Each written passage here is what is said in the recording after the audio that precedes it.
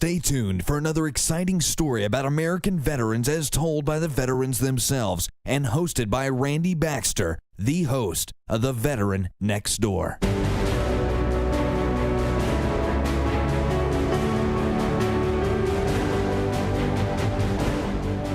The Veteran Next Door.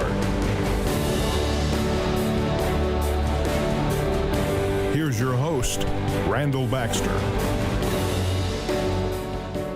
You're listening to The Veteran Next Door, and I'm your host, Randy Baxter.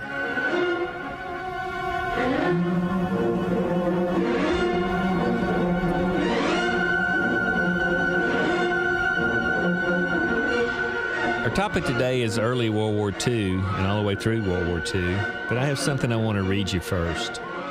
It came from an excerpt from a book that I was looking through. Thought you might need to hear it. And here it goes. What then shall we Christians do with this damned rejected race of Jews? Since they live among us and we know about their lying and blasphemy and cursing, we cannot tolerate them. In this way, we cannot quench the inextinguishable fire of divine rage. And we can't convert the Jews. We must prayerfully and reverentially practice a merciful severity. Setting fire to their synagogues and schools, and covering over what will not burn with earth so that no man will ever see a stone or cinder of them again.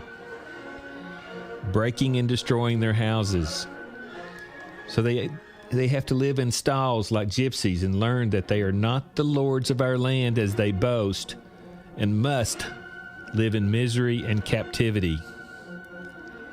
Depriving them of their holy books, silencing their teachers, forbidding them the right to travel or to trade, and seizing their wealth on the grounds that everything that they possess they have robbed and stolen from us by their usury.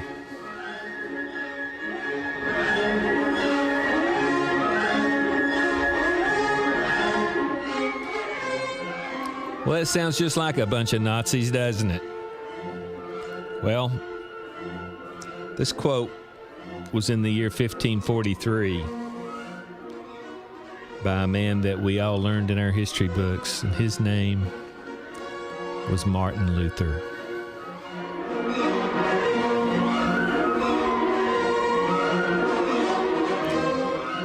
So as time has gone on, the Jewish people have been persecuted by different people all over Europe, all over the world, the Middle East, sometimes even in America. And our story today is about how that affected the life of a 2-year-old girl at the start of World War II.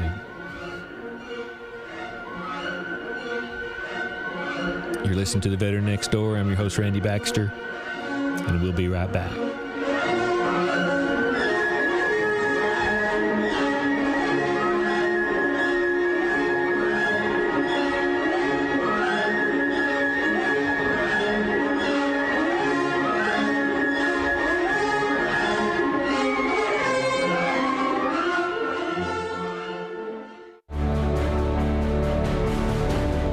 The Veteran Next Door will return in a moment. Welcome back to The Veteran Next Door. I'm your host, Randy Baxter, and my guest today is Miss Sonia Dubois.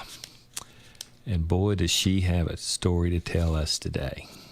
Well, let's do this. Tell me about this picture right here. What is this? It's probably around 1946. Yeah. This is Sonia with my foster parents, William and Elizabeth Vanderkaden.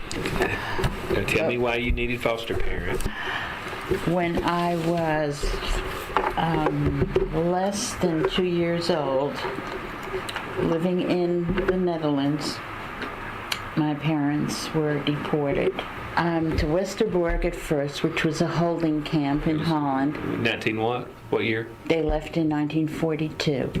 I was born in October 1940. I tell you that it took a long time for me to begin to talk about it. And my focus now is to talk to as many students as possible.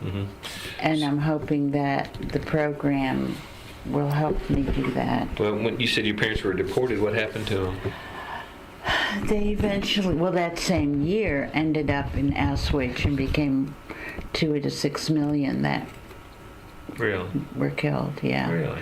You know, I used to say lost. There's no such thing. They were killed. And so were my aunts and uncles, my grandparents. I'm the only one left. Really? And your grandparents? And my cousins. How did you away? How did I get away? Yeah, It was a miracle. My parents, I'll never know if they, thought about this for a long time or made an on-the-spot decision to leave me behind. There was a friend of Daddy's who was also an artist. I didn't find out that connection until 1999, 2000 actually. They decided to leave me behind, which has had to be the greatest sacrifice in Rotterdam as they got on the train. So they had the choice. While they were at the train station, they had the choice. I don't know if it was, smuggled or what the situation was, except before they got to Westerbork, which then became their jail until they ended up in Auschwitz. It was in the Netherlands. It is in the Netherlands. It's a place that I did visit. It's at the northeast border, not far from Germany. From Westerbork, the philosophy was, as I understand it now, that they would gather as many people in one family and then deport them all together. What I know is that all my relatives died, except one, died in Auschwitz, and my paternal grandmother ended up in Sobibor. That was a killing camp. Yeah. Everybody knew that. In Westerbork, there was still, in Auschwitz, there was still, it was a concentration camp, so folks were chosen to go to the right or to the left. And I have been reading for years now about what happened in that camp, and it's hard to say, to understand probably, but I hope for an early death. For your parents? That they came and were sent to the left, which meant they were going to the gas chambers. You know it was sent to the left meant the gas chambers? I'm sorry? Do you know for a fact that it was the left or right? Yes. At Westerbork, they told me we could identify, we found the train they went on. They kept unbelievable records. Oh, yeah, meticulous records. And I am told that whole train, none of those people lived. So how did you wind up with these parents? I was given to a good friend of Daddy's. He was quite a well-known actor. He was a well-known painter in Holland. This guy? No. He was single, took me home to his sister and brother where he lived all his life. From there, he found an underground connection. And underground's underground, I still don't know which agency I ended up in that eventually contacted Mom and Pop. See, I have two sets of parents, Mother and Daddy. They're the ones that gave me up. And Mom and Pop, who risked their lives to to keep me safe. I'm known as a hidden child, except I wasn't hidden in a closet. I was way out in the open all my life. Mm-hmm. And when things got too hot, when people asked questions that they couldn't or wouldn't answer, we just moved to the other end of town. Now imagine that happening today. Here we are, east side of Knoxville. Could you move to Carnes and get lost? Not a chance. But the lack of communication, not everybody had telephones. Cell phones, of course, were not even dreamed of yet. So that's what helped keep me safe. We moved 3 times in those 3 years. So who would be asking questions? Somebody would they think that all you the were... all the Nazi soldiers that were in. Look at the color of my hair. And I went to a preschool class where I'm sitting in the front row, my first school picture, the only brunette. People were asking questions everywhere. Sonia Dubois was one of the lucky children during this era. Listen to what some of the other children had to do just to survive. We went up to them, and it was a manhole, and they were taking their turns and leaping in. There were no steps. It was deep down. We didn't hesitate for a fraction of a second. We knew that this was a possibility of life, whereas what we were leaving behind was a certain death, certainly for me. In the hall was terrible. It's like being buried alive. I was in that hole for about 9 months. He took me through those small tunnels that we have to crawl, and he took me to a place that I could see the light, daylight.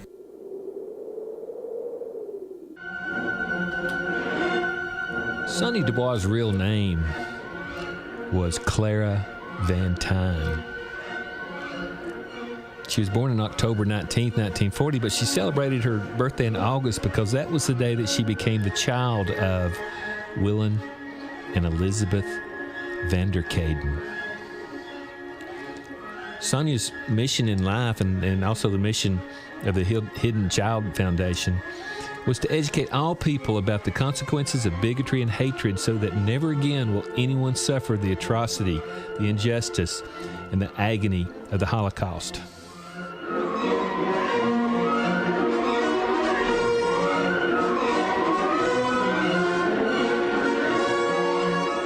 From 1939 to 1945, all Jewish children in Nazi-occupied countries were hunted and threatened with death.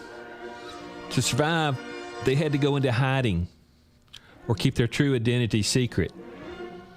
Many were left to fend for themselves, wandering in search of food and shelter. They hid in the convents, the orphanages, the barns, the woods, the basements, and yeah, just like you just heard, they even lived in the sewers.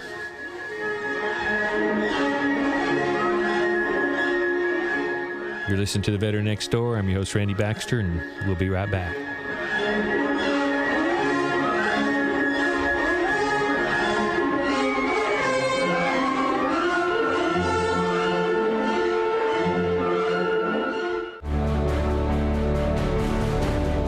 The Veteran Next Door will return in a moment. Well, tell me more about the Hidden Children. It's a group of youngsters that their parents made the ultimate sacrifice by giving them away instead of taking care of them, thinking that they could keep them safe. So they gave them away to Gentile families or non-Jewish families, or to there were a lot of orphanages, Catholic hiding places. I have a friend or two that survived that way. There were a lot of older children, older when I'm saying 8, 9, 10 years old, who roamed the streets, who lived in sewers. I mean, there are terrible stories. That's why my life was glorious in comparison to them. I lived with one family the whole time.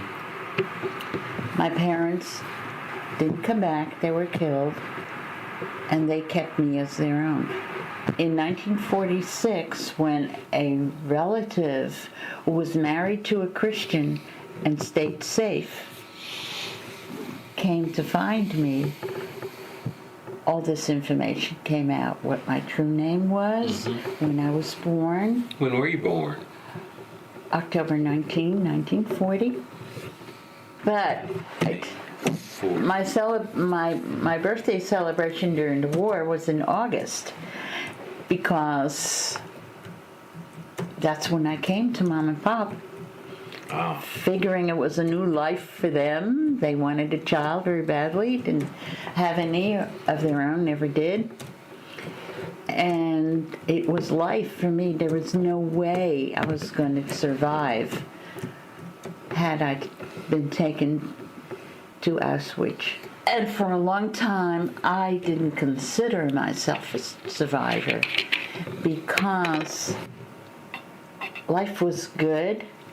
I have a lot of emotional scars because Mom and Pop chose to hide my identity from me even after the war. That was to protect you.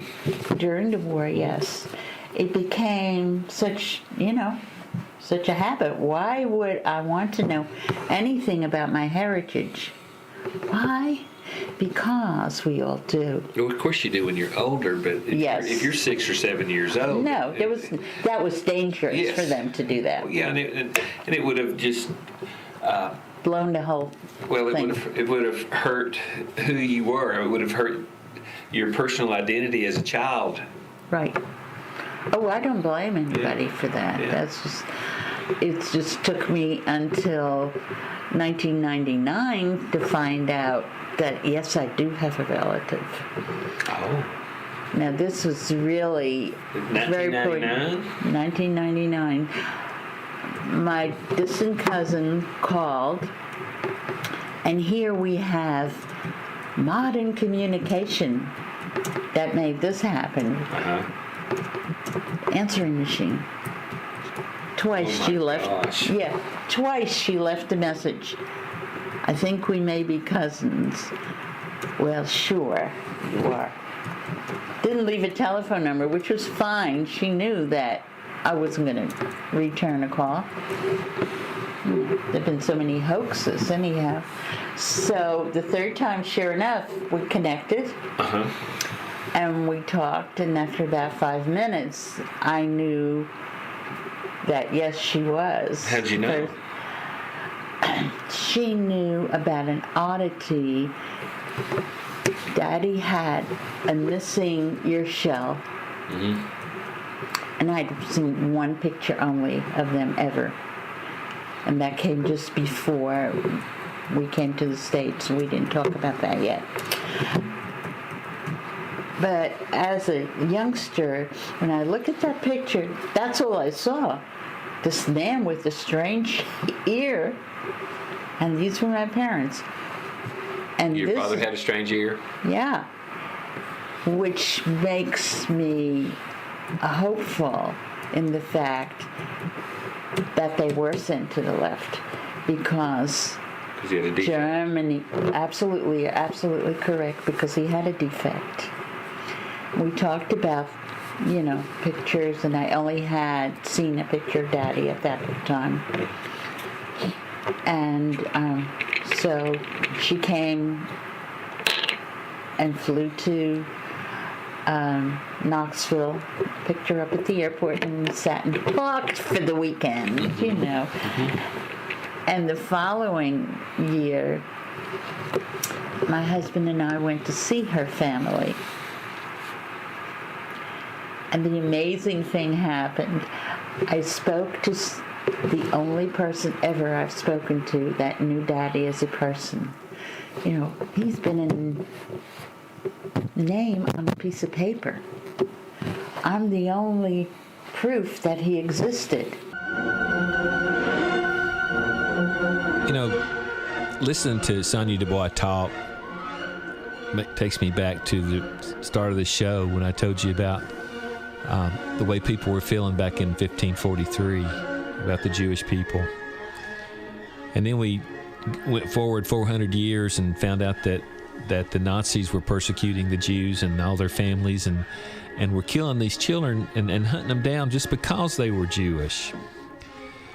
And then here we go another 70 years later, and we find that one of those children that have been persecuted in World War II finally runs into a great aunt and makes a connection to the only person who actually knew her father.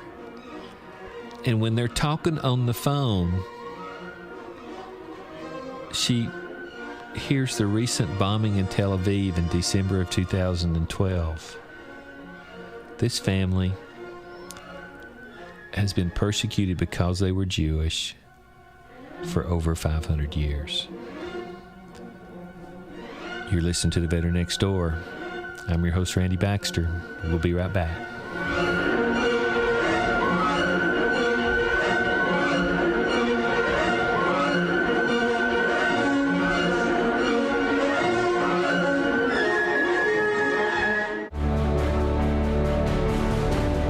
The Veteran Next Door will return in a moment. Welcome back to The Veteran Next Door. Can you imagine being given away to another set of parents when you were 2 years old and not remembering anything about your original parents or why they would give you away? Knowing that as a child, the very fact that if you saw men marching with black boots, it would get you at a point where you would never want to wear black boots again. And then later on in your life, after you're full grown, learn the story, and then have a phone call come in where somebody said, "Hey, I think I'm a relative of yours, and I think I have something that you're going to want to see." And when that person comes, you make friends with them and you see all the bonds, and then they show you a picture. Listen in and see what happens. Isn't that fantastic? So that's the first picture you'd ever seen? Yes. It's grandfather too much for me to get it lightened. I tried. Took it to Photoshops. I bet that just gave you chills, didn't it? You notice where it is? It's in my purse. Uh-huh. I tell the students that I teach or that I speak with that, you know, they all know by the time they're about 12 years old who they look like. Mm-hmm. Grandparents pull out the picture in the store to show their friends, and their friend says, "Oh, he looks just like his mother or his brother." Mm-hmm. All my life, I wondered who you look like. Who I look like. And you know, when I first got the picture, I didn't see it. This is just before they married. So they're only 28 years old. Mm-hmm. So I had to look at pictures myself when I was about 38, 40. Mm-hmm. And that's when I saw different things. It's not like this one. And this was in 2000 when you got this? When did you first see this? When was I? 60? I'm 72 now. Yeah. And someone who had this picture? Or that it was in the movie. Oh. And when they stopped every frame,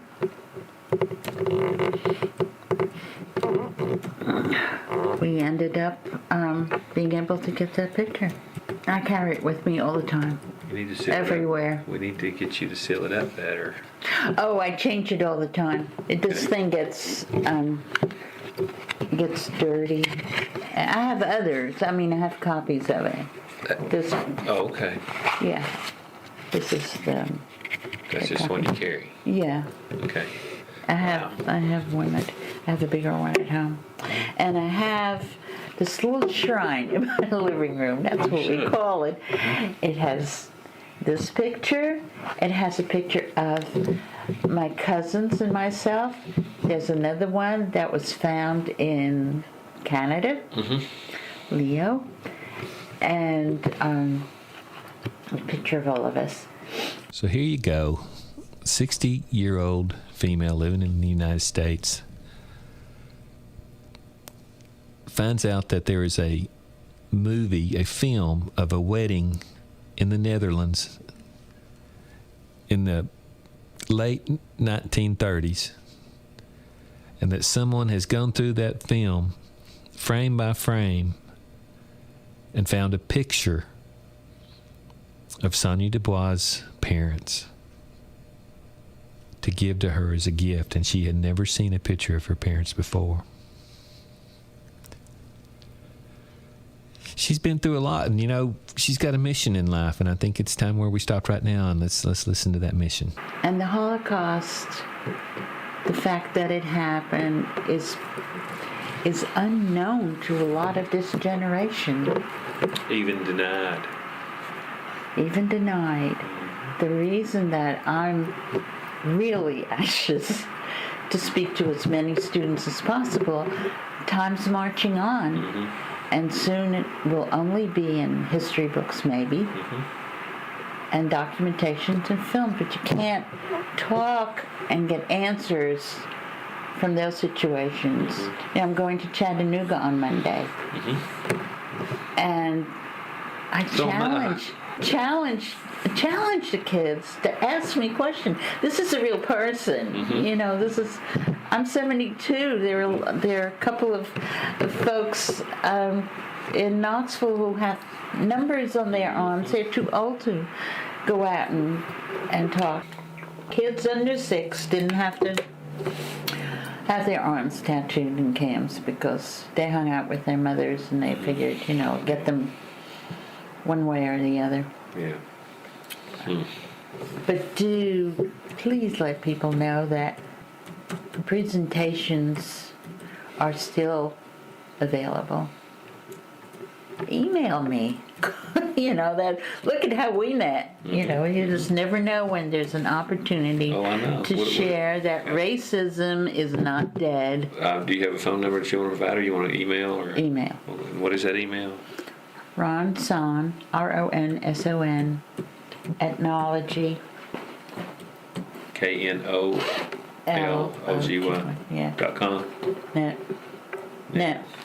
Miss Dubois travels around East Tennessee and wherever she can go, and especially into schools, middle schools. So if you're out there and you want an excellent speaker to come to your school and talk to the children about her experiences as a child and during World War II, you can contact her by email, and that is ronson@knology.net, RONSON at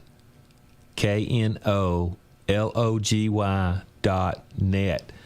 You can send her a brief email, and she'll open up the conversation, and maybe if you're out there listening and want to share her experiences, you can make that contact and get it on your calendar. All the children were hiding in the sewers, and Sonia was hiding out in the open trying to pretend like she was a little Christian child. And eventually the war came to an end. Let's listen to Sonia's story about that.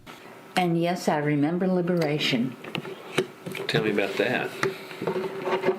I don't know why a 5-year-old is taken out in the pitch dark at night with all these people singing, making noise, flying their flags.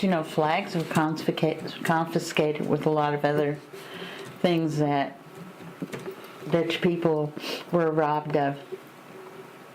Radios, of course. No communication between people. This was May 5th, 1945, and it was after dark, and I had no idea why I was out there on Pop's arms. But they took me out just like everybody else was out celebrating the liberation. Now, we were liberated at first by Canadians. And the story I like to tell is how they drove with their huge tanks through the streets and threw out goodies. Lucky Strikes, I'll never forget. Those little white packages with the red circle on it. Mm-hmm. Cigarettes for the guys, or women, who knows. Also, Hershey bars. But my very favorite was Bazooka bubblegum. Really? I ate more Bazooka bubblegum. You want to know. Because those kids collected those little comics, right. Yep. And the odor of bubblegum is despicable to me. It is? Yeah. Because of that? Yeah. I had my fill, plus when the grandchildren were small and they used that bubblegum paste, I was not happy. Oh my gosh. But, you know, if it wasn't for those soldiers, who knows how many more than 6 million. So, and they're like 6 million more that weren't Jews. Yeah, how old was your pop at that time, you know, on Liberation Day? Yeah. Oh, 40, 30, about 40. Did they bring you to America, or did you come? Yes. I lived with them all my life. Mom only died maybe about 4 years ago. Really? Yeah. And she was here in Knoxville? Johnson City. And after Pop died, we brought her closer. And she was in a... 2008 when she died? Yes. And what was he when he died? He was also in his 80s. When did he die? 12 years before that. Hearing Miss Dubois tell her story about her parents makes me remember that not only are our veterans from World War II passing away at just a phenomenal rate every day, so are the parents and the civilians and the people who were affected by all the things that happened in World War II. You know, and sometimes those things even cause memories today. Mostly smells that bring me back to, kerosene will give me instant headache. When we did have food, it was prepared on a little kerosene stove. And I was never hungry. Lots of people in Holland were very put upon. They were hungry. They had nothing. They traded in their valuables to go to farmers and try to get some food. But here again, underground connections that Pop had provided me with a hot meal every day. I went to an aunt and uncle. You know, everybody's aunt and uncle in Holland. I would not be Miss Sonia. I would be Aunt Sonia, whether it was a relation or not. Mm-hmm. Just a form of being addressed. And I went to an aunt and uncle who fed me a hot meal every day. And when I came home, Pop had saved me my portion of soup from the soup kitchen. Would you believe that? I do believe that. Yeah.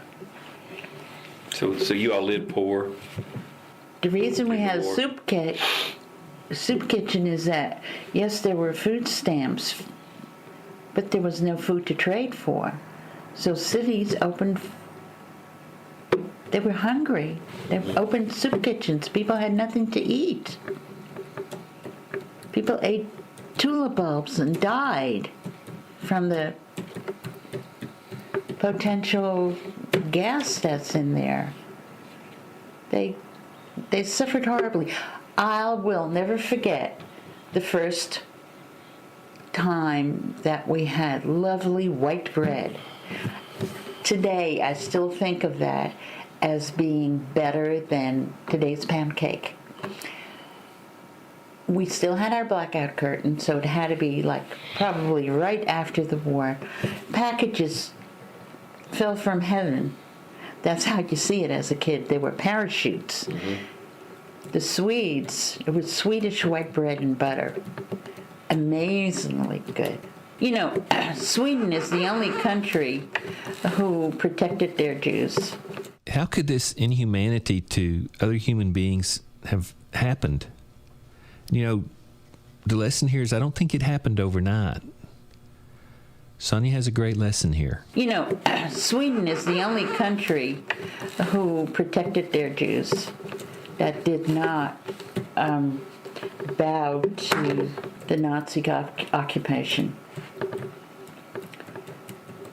And they send packages of bread and butter. By plane? By plane, little parachutes. Okay, but was it a Swedish plane or was it a... I don't know. Really? I was a little girl. Mm-hmm. Doesn't matter. It was the package that was important, not where it came from.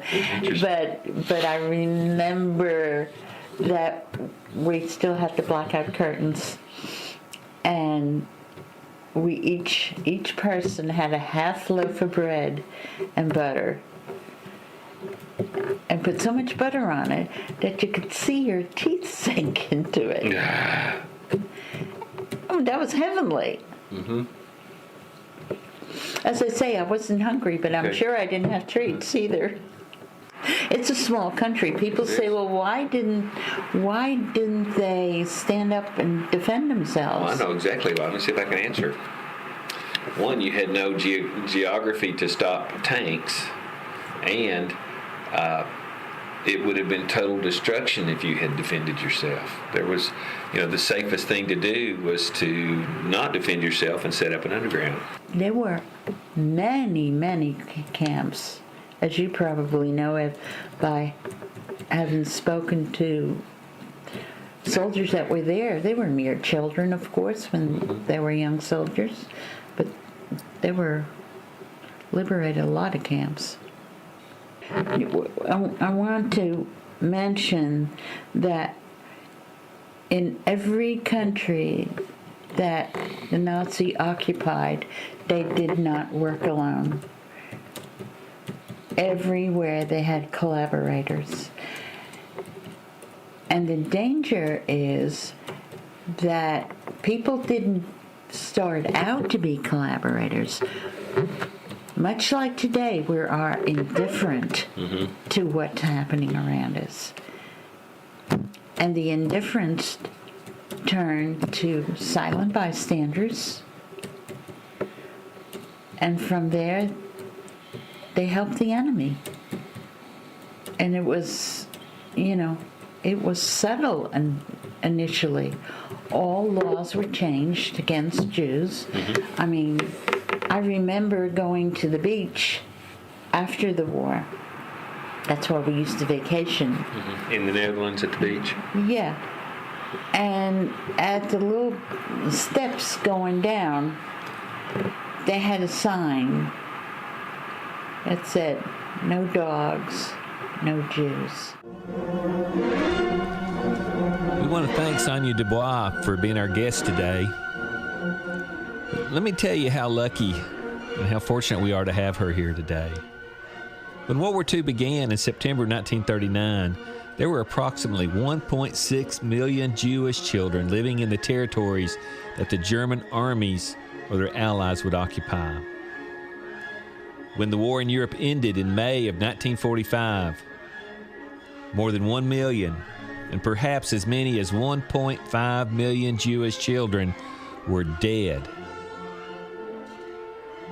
Liberation from the Nazi tyranny brought no end to the sufferings of the few Jewish children who survived. Many would face a future without parents, grandparents, or siblings. They spent their lives knowing that at any moment they could make a mistake that would cost them their life. They had to live through the hardships of starvation and constant fear and being rejected by the community. They lived under false paperwork, and they were always looking for good hiding places and new religions that they could disguise themselves under. And you know, Sonia's story has made me think of lots of things that I have learned since I started this show.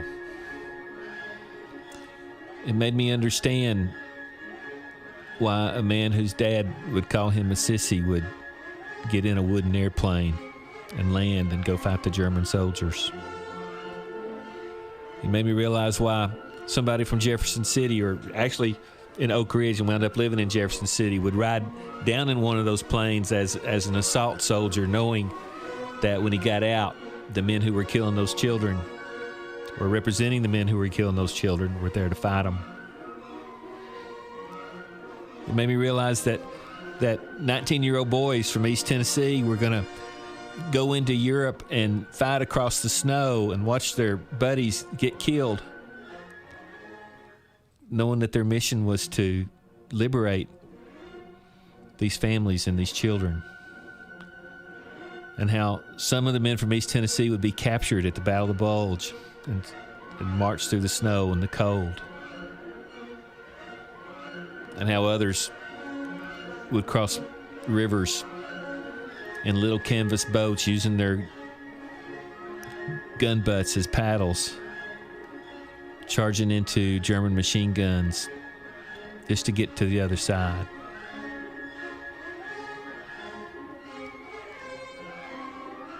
It's always the children that really get hurt the most in the wars, especially over time. It's been the Jewish children in Europe.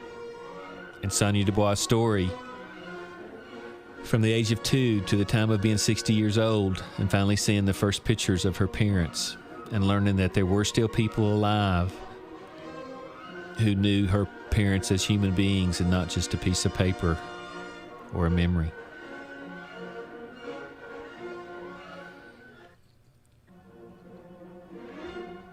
You listen to The Veteran Next Door. This is your host, Randy Baxter, and we'll talk to you next week.